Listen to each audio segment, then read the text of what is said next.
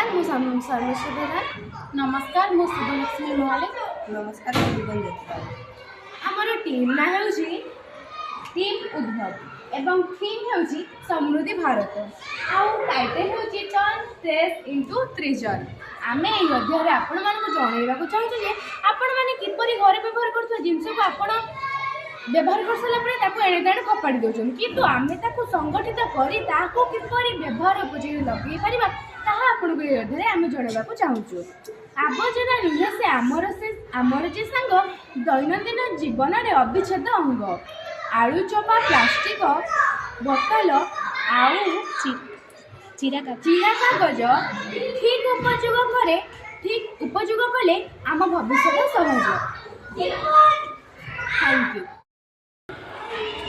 कुंची आम गछ या फूल लगे आम घर रखी सजी रखिपर आउ जो माटी आम जो बड़ी से माटी को आम एमतीका शिवलिंग या आम घर सजाई रखिपर बोतल या आइसक्रीम स्टिक एमतीका नथी आम हेयर स्टाइल भी कर आमतीका सब मैंने तुम देखिए छोटिया मोटिया जिन सब व्यवहार कर सारापर आप स्टक कर रखिपारे आमतीका घर सजाई करदे।